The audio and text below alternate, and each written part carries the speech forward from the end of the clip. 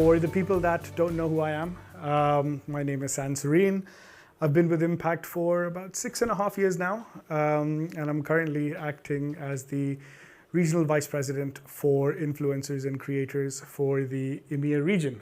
So I think without further ado, Elena, would you like to introduce yourself, please? Sure, thank you very much, San. I'm very happy to be here. I'm Elena, I'm an influencer marketing manager at Preply, a leading language learning app that connects humans tutors with learners. And I've been working in influencer marketing for the past 10 years. I started in one of the first specialized influencer marketing agencies in Germany with no playbook. We were all trying to learn how to do this thing called influencer marketing. And yeah, through the years, I worked with amazing clients and developed strategies for very big clients like Procter & Gamble and L'Oreal. And I ended up in Preply, and I'm here since 2021. Amazing, that's just great to hear. So I think for everyone in the audience, lots of nuggets your way in regards to influencer marketing. Someone that's clearly been an OG since 2015, as you said, right? So in today's 10 years, wow, that's a lot of experience. So super happy to be speaking with you. Let's just dive in then, shall we? Let's just talk about influencer marketing and how it typically varies in regards to how brands work with creators, right? Some like to have long-term creator relationships. There's some brands that focus, on seasonal campaigns, calendrical campaigns. It would be good to understand from your experience, not only at Preply, but sort of throughout your career, what do you think that the impact of such relationships has on a business? Well, I feel like the impact of long-term relationship with creators is generally positive. I also think that not all partnerships with creators will be long-term, but the good part of the long-term relationships with influencers is that for us as a brand, I feel it's not so easy to find influencers which audience resonates really with our product and where they are very interested in what we offer. So once we find these partnerships, I think that it's just smart to continue working with them.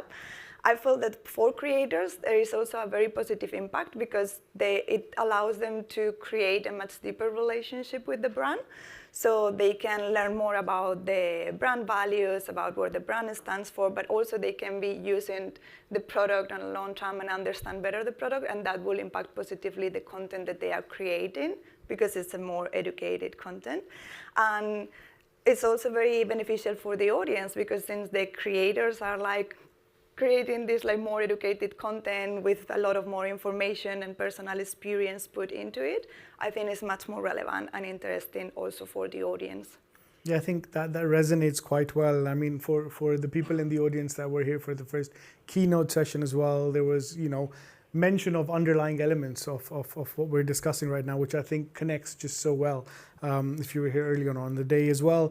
So let's just deep dive into this a little bit further. You spoke about, the sort of relevance with audiences, but from a brand standpoint and kind of, going into the space of, thinking about ROI, ROAS and all of that, which we will get to in a second. But before I get to that, brand credibility and trust, right? These were sort of topics that came up earlier on as well. When you're talking about these long-term partnerships, do you mind expanding a little bit in regards to direct benefits of something, of really getting that trust imbibed within the audiences and that brand credibility? Sure. I mean, I think it's the first thing that comes to mind when you're thinking about expand the collaboration to the long term, is that, well, it will showcase the partnership as more credible. And that makes a lot of sense. Mostly, I mean, maybe not for every brand, but for most of the brands. Because, for example, for us, if you as a user are gonna book a language teacher, you probably don't change the teacher every week or every month. If you find a teacher that you like, then you will continue with them.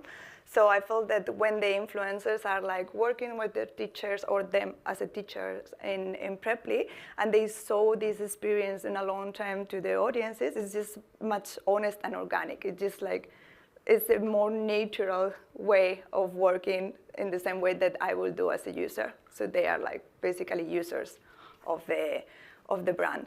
And I also feel it is we can see a lot of benefits all through the funnel, but when we focus on credibility, I think it's very interesting that, for example, I feel like a lot of marketers think that influencers, you will just pay them and they will do whatever you want.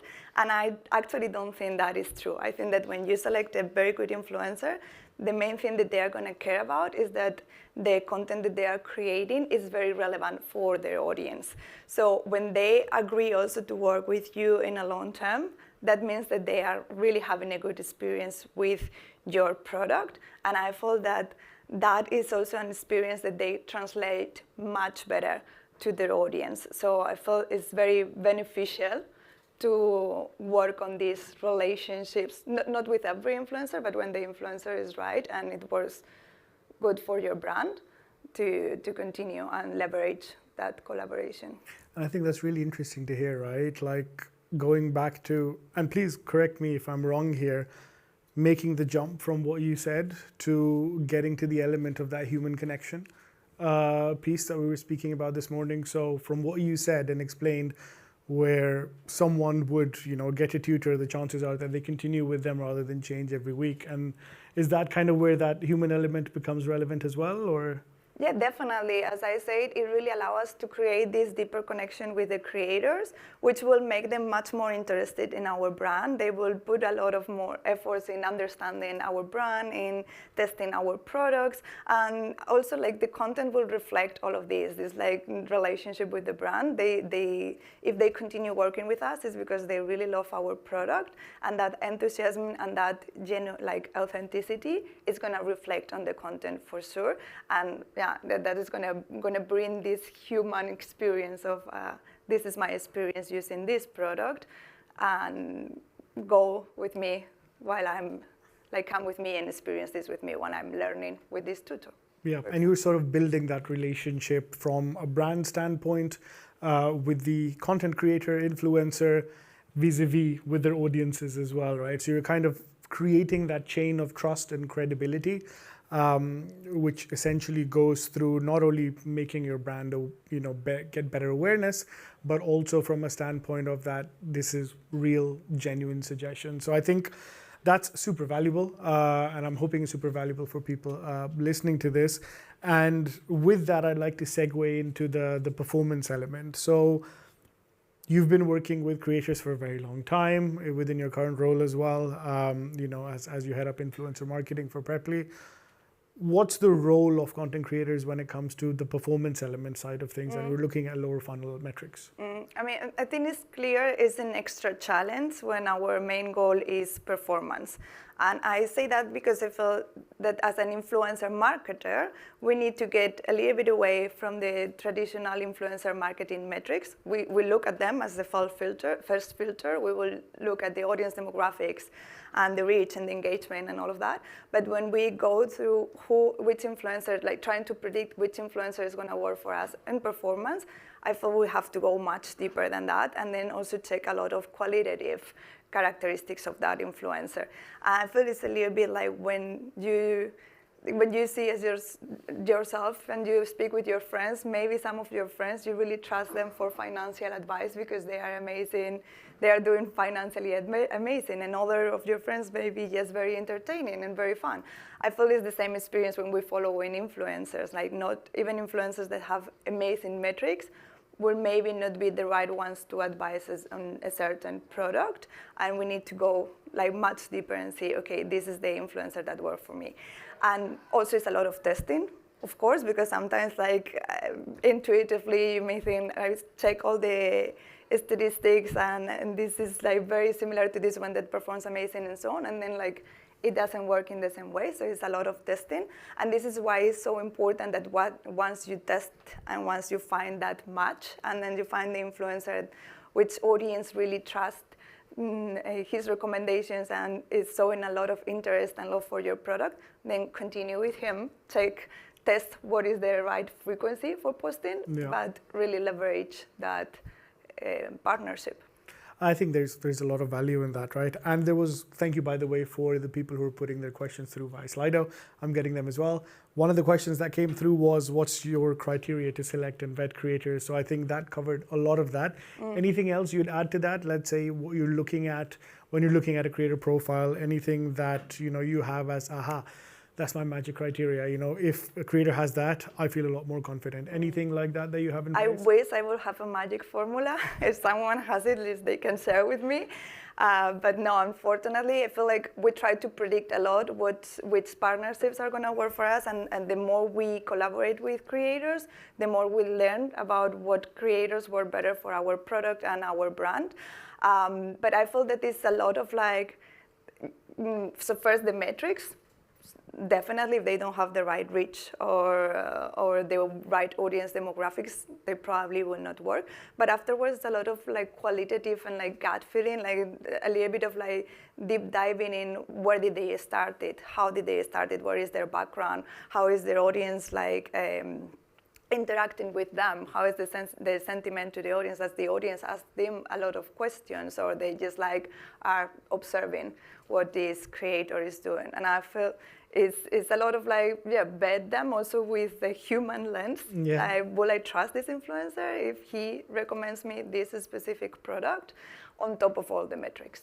I think that's so valuable to outline as well, right? I think if you're in a position as a brand or an agency where you're involved in your day-to-day and you're looking at creators, vetting them, never forget your own lens as a consumer. By the end of the day, I'm hoping majority of the people here have social media on their devices.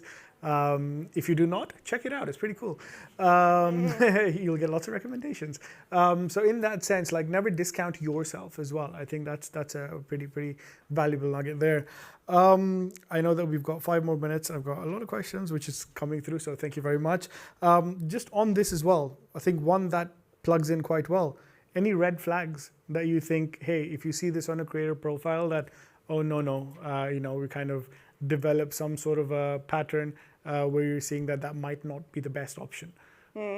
That's a very interesting question. I mean, there's red flags on again, the metric and the quantitative factors. If I see an influencer that has no relationship whatsoever with a center country and most of his audience is in that country, it's going to be a red flag, right? That is the easy one.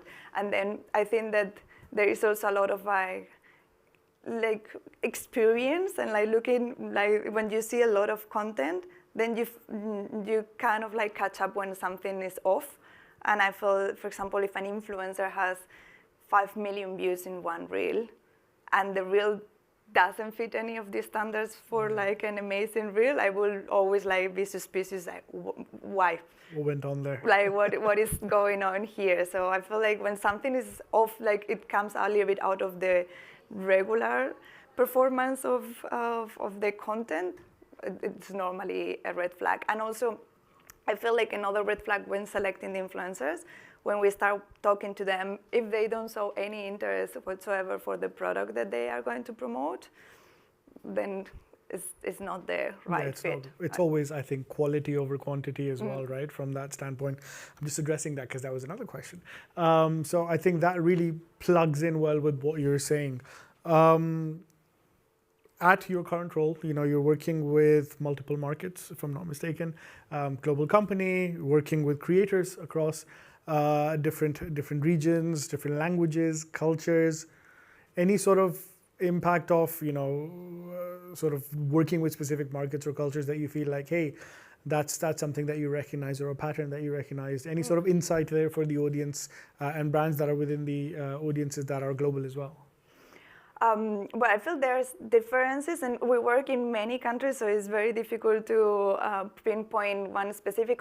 Of course, if we go to APAC, it's another world, but I work mainly with United States and Europe, and I don't feel that there is so many differences. Also because in my case, the influencers I work with, they normally speak different languages. They probably have moved to another country, so their audiences are quite global, and I feel that there is kind of an international standard. So I don't see in my daily life that differences between markets.